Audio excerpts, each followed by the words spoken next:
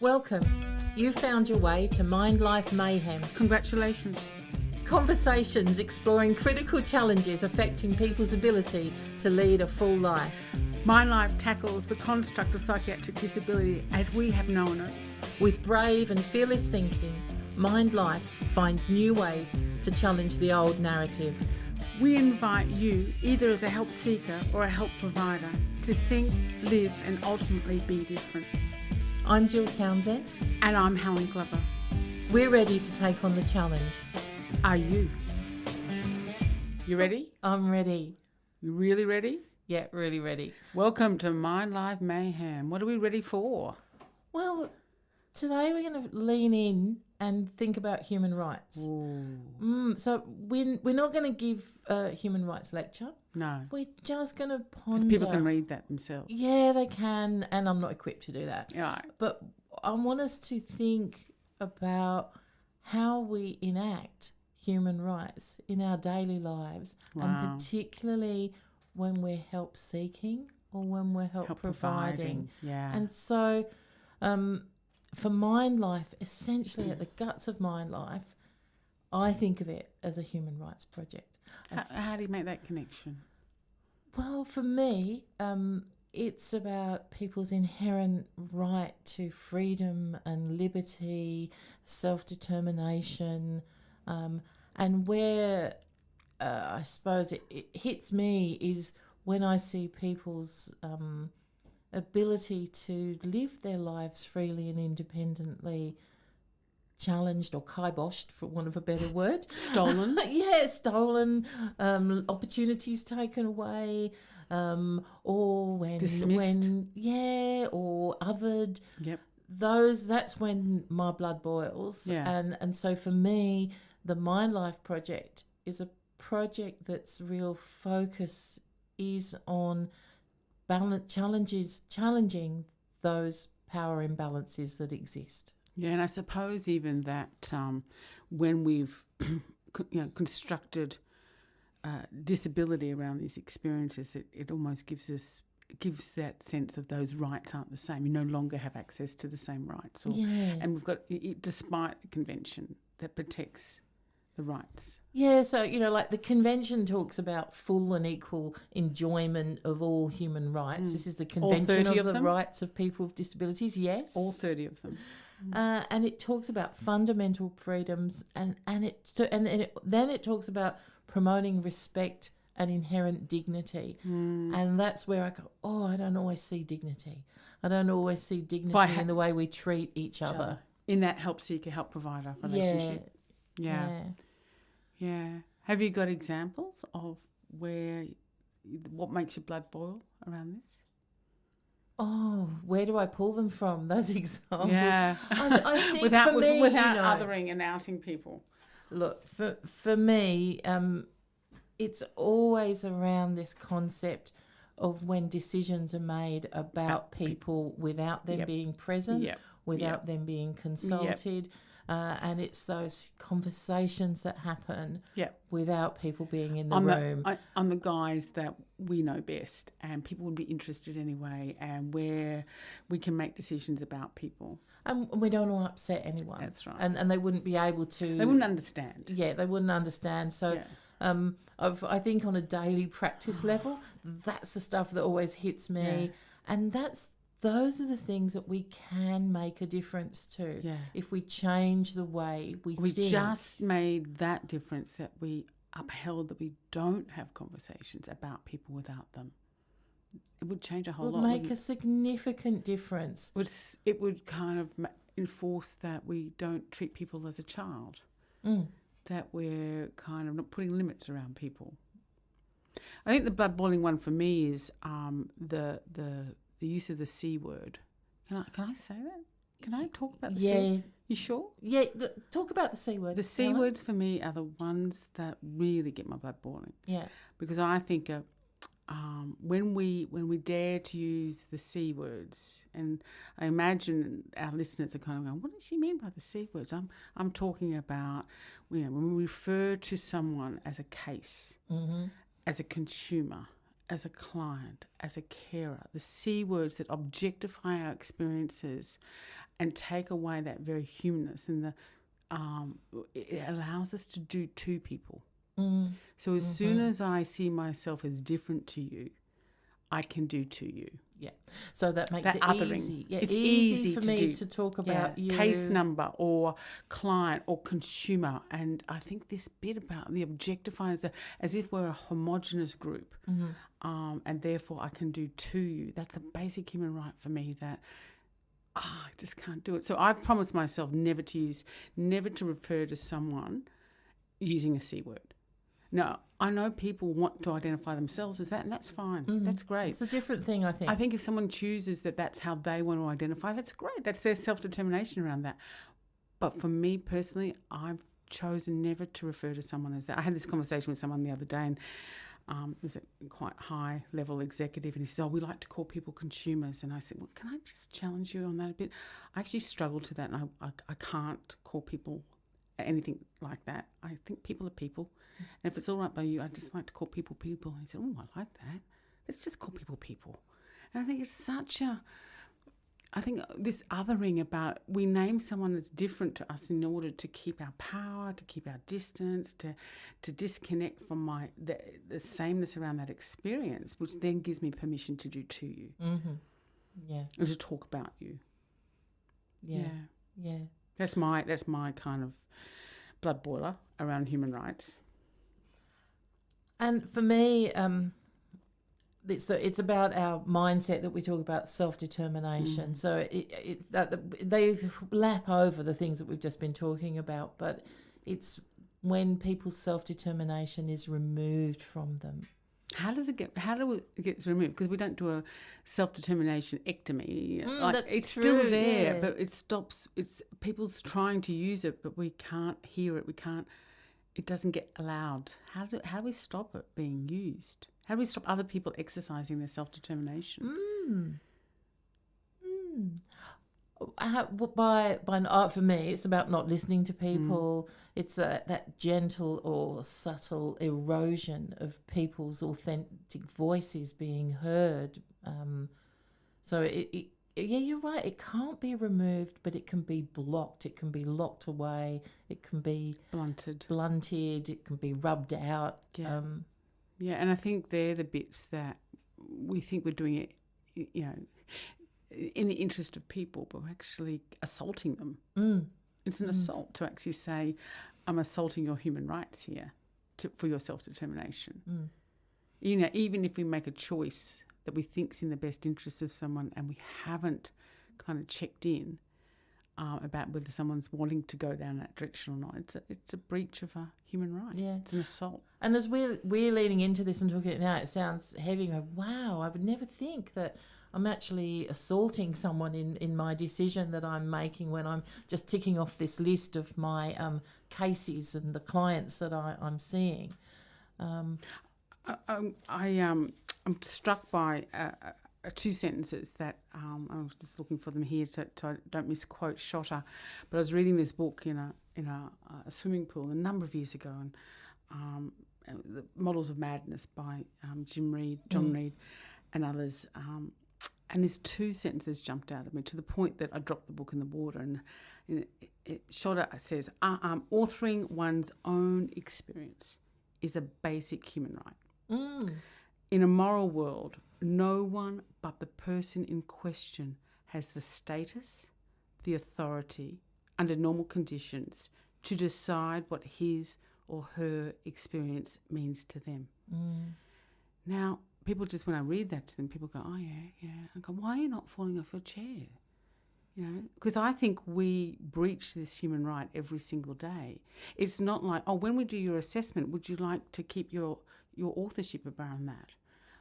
It's a basic human right, not an optional extra. And like every time in a service journey, in the help provide, when a help seeker is entering into help provider territory, how many times in a day is that right breached? That we lose our authority to our authorship, to decide what our experiences mean to us and to communicate them. Because we tend to interpret what people are saying, or we'll give them an through explanation. Through our disability lens, or through our illness lens, or through a what's wrong lens, and we kind of fall into the fallacy of knowing so quickly. Oh yes, you've got this diagnosis. Oh, I know what you need. Hang on, I don't know what you need. I don't know what your determination is here, what matters to you, what's interesting to you, what you're asking for help with. So we can fall into this very quickly, into this fallacy of understanding. I understand you because I actually know your diagnosis, or I know your problem. And I can interpret it for you. And then I've got the solutions already worked out for you. Yeah. And when we do that, we don't think that we're impinging on anyone's human rights. We actually think we're doing a really good and really helpful thing. The intent is to be really helpful. But in the actual fact, it's eroded someone's self-determination. There's a psychiatrist that I have a lot of time for, and he was talking publicly in front of his peers, and he said, today I met with someone who I've been seeing every week for the last 5 years. And I went to write in her file after she left today around, said no change noted. And I had to stop and ask myself, what have I failed to see, to hear, to understand, that I'm seeing no difference, but she's also leaving my office with no more understanding of her narrative than when she walked in. When you tell me that story, I go, 5 years, once a week for 5 years, that's a really long time. It is. Well, yeah, I probably had longer than that in kind of help seek and help provider land, but it's this sense of we can quickly, and as a help provider, and this is one of the pitfalls, I think we've got so much service architecture that invites us into not exercising our own self-determination, not exercising my own human rights. Yes, my human rights are there. They're given, but I actually have to exercise them. So what stops me, showing up and saying no? What stops me exercising my human rights? And I think there's some of the things where I think, it's easy for you just to make the decision. And I give it away. I give my human rights away to someone else so easily. Yeah. And so there's two sides of the coin. There's the protection and the promotion of human rights, and the exercising of it. And that's right. It's sometimes this sense of that, I'll let you take my responsibility for me. And kind of hang on, that's my responsibility to hold on to and ask for help. But it's this sense of, I can give up on my own human rights as much as people steal them from me. Yeah. Yeah. Do we give away too freely? I think we do. And then we blame. We go, hey, I want my voice back. I want my determination back. I want my sovereignty back. And we blame other people for stealing it. But I wonder, have we given it away? I think I gave it away for a long time. And also blamed help providers for trying to steal it. But human rights is not a one-way process. I think, I think if I really was honest with myself, I gave up on exercising my own human rights. Just because I have a right to something, it's there. It's always there. No one can take our human rights away from us. Well, yes, they can. Yeah, they can. But they can stop us exercising our human rights. Yeah. The human rights are there, but we can give up on our human rights and exercising them, and someone else can prevent us from exercising them. Yeah. Yeah, and there's, lots and lots of examples of being prevented from exercising human rights. That really made me stop and think, Helen, that notion about how we can lose our own action of our own human rights, and also how it's possible for another to start to erode another's action of their own human rights. And I think it's the architecture between it, the pitfalls, as we say. So there's a kind of this expectation that we leave responsibility of our lives to others at the door. And then you go from the help provider perspective, is that they've got a whole lot of architecture that they're responsible for us. So that transaction looks easy, but actually the cost of it is that I lose my self-determination, I lose exercising my rights, I lose my sense of sovereignty and my identity and my citizenship, my right to citizenship, my right to access things, but I can give it away because I don't value it very much. I've got this image as you say, that you leave the bag at the door. You come in, and then you lose connection with yourself, and so you come in and you're very easily to be shaped by somebody else, whereas you've lost who you are. So I won't sign a consent form anymore for someone to talk about me without me. Mm-hmm. And I know that is a very easy service provider architecture. It's a pitfall. Here, sign this away. I go, no, you need to come back to me every time you want to talk about me to someone else. If I sign this, it's making it easy for you to trample over my human rights here. Mm-hmm. So I'm very, and people go, well, even for a photo, they kind of go, well, if you read the fine print, it says, I'm giving people permission to publish it wherever. No, I'm not. You're going to have to come back and talk to me if you want to use this. Mm-hmm. So these sorts of things, they're subtle because it looks like it's convenient. Can I have all your next of kin, their phone numbers, and can you sign here that I've got consent to talk to them? No. And yet it's a daily request. Consent is a daily request. Yeah. Can you sign the consent form, and then I can talk to other service providers about you? I think it's one of these, we could probably name a lot of them, but that's one of them that I think it doesn't mean we have to uphold the Privacy Act, and we have to maintain, privacy of individuals. But a consent form erodes my human rights around that. Mm.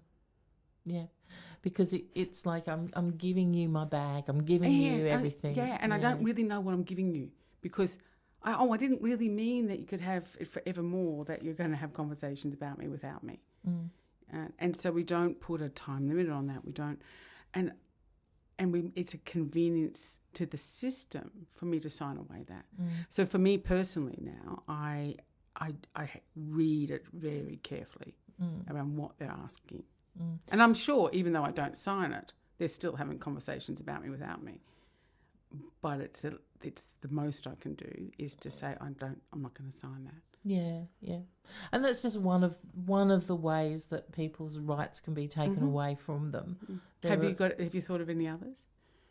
For me, it's about limitation of choices. And so you can have red jelly or green jelly. Yeah, it's about the expectations. So expectations about what's possible for you.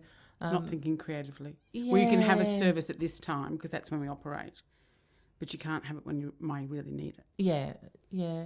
Or also about where you might stretch your thinking. So you probably only can look for this sort of a job. You're only ever going to be able to do part-time job. No, you're not ready for that. It's those sorts of things, and they're subtle, but they prevent people from imagining and enacting what's really possible for them. Even though I may never reach that or I might fail in the process, I have a right to fail.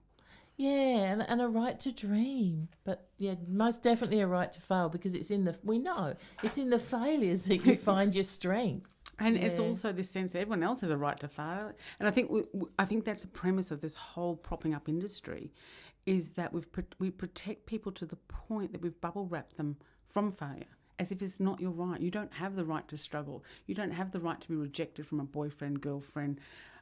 You haven't got the right to kind of be told, no, you didn't get that job. And so we protect people from a very basic human right around feedback. That really is part of where we other people, where we just begin to divide ourselves into groups. We're not going to go the staff cups versus non-staff cups, toilets that are clients versus toilets that are staff. And I want to go uniforms that tell us that if I'm not wearing a uniform, I'm othered. And really, in 2022, Helen, I really want to go to you. Really, have you ever seen any of those? Do they still exist? But they do. They do the staff toilet thing. What do we go to the toilet differently to each other? And it's it's like I think even the staff uniform. Yes, we've talked about in previous podcasts around it's a marketing tool that it sets us up to kind of commodify distress. But I think it also is primarily about othering. If I've got the uniform on, I've got the power. I'm not like you. I want to tell the public that this is a transactional relationship. So when people are going to talk to me with the shirt on that says I'm from such and such care service, compared to the person I'm with. So straight away it sets up difference in power imbalances and breaches my human rights. It breaches my dignity. It's not the most dignified way to, because what was it saying, to be able to access things with dignity. Yeah. And full and equal enjoyment. It's not so much about enjoyment as entertainment, but enjoying the robustness of life. The fullness of life, the expansiveness of life. Yeah. But so I think these subtle microaggressions, and these are the pitfalls, because I don't think, as you said, help providers come to breach people's human rights. Definitely. But I think not. We've got an architecture and an expectation in our service modelling and design that reinforces that that's okay to do. We can make excuses for behaving this way. We can make excuses for having conversations about you without you, or we can justify why we're doing stuff in the best interest of. And similarly, for those of us who are help seekers, why I leave my human rights at the door. Yeah.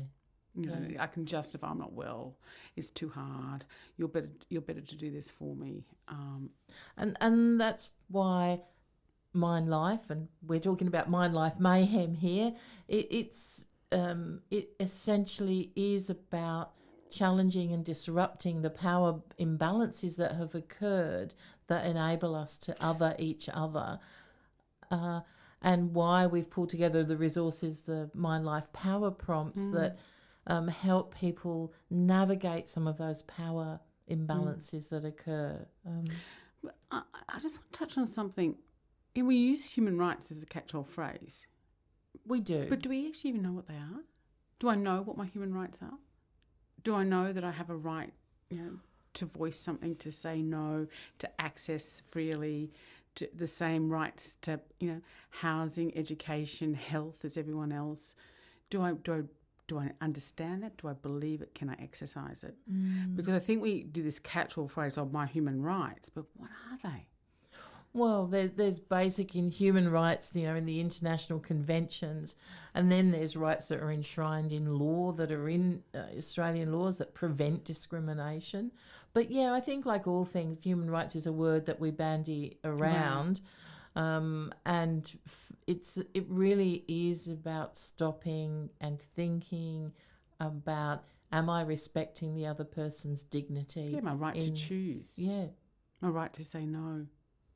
Am I right to say yes? And if I don't know them, I can't exercise them. But I think there's a big gap between knowing and exercising, because there's some fear then if I exercise them and I upset someone, or I don't go along with this, with the expectation of following. If I don't sign that consent form, then I'm a troublemaker, or I'm a rabble raiser, or I'm someone that's going to be difficult. And so I lose my right. And people even the right to complain, the right to put in a complaint for fear of reprisal, that someone's going to deny me a service. It's been there for centuries. So we shut up. I mean, and there's a whole other area we could go that there are laws that are in place that actually do legally impinge our rights to certain things. Yes. So, but if we're not particularly going to go there today, but Well, I think, you're talking around treatment authorities. So I think there's a right here that's not about, and I was talking with a group of clinicians last week, that you may use the Mental Health Act in the name of treatment, but your responsibility is to help someone get off it, not to stay on it. And I think we forget that bit at the end, is that it's a set and forget, rather than actually my responsibility to a person is to help them get off it. Yeah. And often with all things, we put them in place and they stay there, whereas we don't take them off again. We don't challenge them. We don't revisit the consent form to see whether it's still relevant. Yeah, and we add another diagnosis. We don't take any off. We spoke about this a bit earlier about how suddenly you get a psychosocial disability on top of everything. Well, and it's someone else's meaning making. We go back to what Shota was saying. It's a basic human right for my own to be the author of my own experiences. I mean, that is so deep. A basic human right, and I give it away for someone else to write my narrative in the notes, to hand it over to other people, to share their story, meaning making of my experiences with other people, and I'm still locked out of that. And so my meaning making of my experiences don't even get an airplay anywhere. Yeah, there are so many more places that we can go with this. People who want to find out more. What have we got to offer people to help them think through this? I mean, I know we've got some blogs. We've got blogs. Provocative we've blogs. got mindsets. We've got power prompt cards. I think even the rules of engagement helps me think about it's my self-determination here. I'm engaging you to work for me. Mm-hmm. So these are my rules. Yeah. And if you can't follow them, then I can't afford to engage you in my what I'm needing to engage you with. And you've given me a really helpful image today, Helen. Don't leave my stuff at the door. And don't give away my stuff. Don't give away my power. Hold on to it. However difficult and heavy that bag might be, don't drop it at the door and let someone else take over. And hopefully someone will remind me if I have dropped it at the door. Yeah. They'd prompt me to pick it up. Yeah. Because there's a risk that if they don't have that conversation, I might not even know I've dropped it at the door, and they might just pick up my bag for me and carry it. Okay. Thank you, Helen. Thank you once again for your wonderful stories and provocations. And I am the chief provocateur, am I? Chief provocateur and disruptor, and have given us a whole new way of looking at the C words. The C words. The C words. Never to use the C words to name someone. Thank you. Thank you, Jill. You've been listening to MindLife Mayhem with Helen Glover and Gill Townsend. This project is funded by the Australian Government Department of Social Services via an information, linkages and capacity building grant. MindLife is an initiative of Bridges Health and Community Care. These podcasts have been recorded at the Arts Nexus studio on Madangi country, and the music is by Jeremiah Johnson. If you've made it this far, you are clearly a MindLife change agent. And we've got a gift for you. Go to mindlife.org.au and download the resources that will help you to continue to avoid the pitfalls in either seeking or providing help.